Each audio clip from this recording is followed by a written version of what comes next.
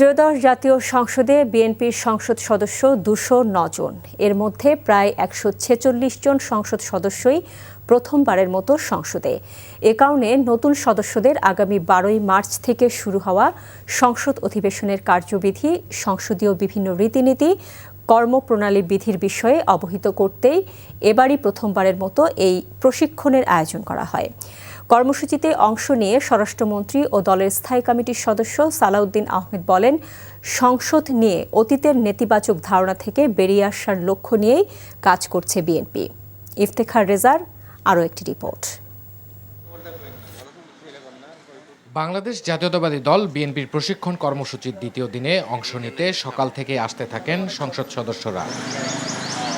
2 দিনের কর্মশালার শেষ দিনে শনিবার সকালের পর্বে যোগ দেন ঢাকা, ময়মনসিংহ, ফরিদপুর ও ঢাকা বিভাগের বেশ কয়েকটি জেলার সংসদ সদস্যরা। এই সংসদ কিভাবে কার্যকর করা যায়, প্রাণবন্ত করা যায়, সংসদ সদস্যদের আচার রীতিনীতি সমস্ত কিছু বিষয় আমাদের যারা সিনিয়র পার্লামেন্টারিয়ান বা দলের নেতা বা বিশেষজ্ঞ তারা আমাদের কিছু ব্রিফ করেছেন। আমরা আশা করি যে এই পার্লামেন্টটা বাংলাদেশের ইতিহাসের সবচেয়ে সুন্দর একটা পার্লামেন্ট হবে। প্রত্যেকটা এমপিকে কীভাবে সম্মান করবেন এবং বিরোধী দলের নেতা নেত্রীদেরকেও বা এমপিদেরকে কীভাবে সম্মানিত করবেন সেগুলো কিন্তু প্রকাশ করা হয়েছে আজকে। আমাদের প্রতি আহ্বান জানানো হয়েছে আমরা যেন নিজেদেরকে জাতীয় সংসদের সদস্য হিসাবে যোগ্য করে গড়ে তোলবার চেষ্টা করি। কর্মশালা চলাকালীন গণমাধ্যমের সাথে কথা বলেন স্বরাষ্ট্রমন্ত্রী সালাউদ্দিন আহমদ।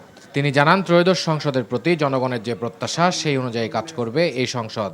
অতীতের ব্যাড কালচার যেগুলো হয়েছে, যেগুলো ব্যাড প্রেসিডেন্ট সৃষ্টি হয়েছে পার্লামেন্ট সম্পর্কে এবং মানুষের যে নেতিবাচক ধারণা সৃষ্টি হয়েছে, এগুলো সব মানুষের মন থেকে আমরা মুছে দেবো ইনশাআল্লাহ। আমরা একটা ভালো পার্লামেন্টারি প্র্যাকটিস আমরা সৃষ্টি করব এবং তার মাধ্যমে নজির স্থাপন করব আর জাতির জন্য আমরা বেস্ট কন্ট্রিবিউশন যাতে করতে পারি এই পার্লামেন্টের মধ্য দিয়ে সেই চেষ্টা করছি। আর সাংবিধানিক নিয়ম অনুযায়ী সংসদের প্রথম অধিবেশনে রাষ্ট্রপতি ভাষণ দিবেন। তাই 12 তারিখে সংসদের প্রথম অধিবেশনে রাষ্ট্রপতির ভাষণ দেওয়ার সকল প্রস্তুতি নেওয়া হয়েছে বলে জানান তথ্যমন্ত্রী। দেশের প্রচলিত নিয়ম অনুযায়ী আমাদের দেশের সংসদীয় ব্যবস্থা অনুযায়ী সংসদের প্রথম অধিবেশনে রাষ্ট্রপতি বক্তব্য দিবেন। এ ব্যাপারে সমস্ত প্রস্তুতি সম্পন্ন হয়ে গেছে। সংসদের প্রথম অধিবেশনই হবে সকল দলের অংশগ্রহণমূলক, এমন প্রত্যাশা বিএনপির। Iftekhar Reza, NTV news, Dhaka.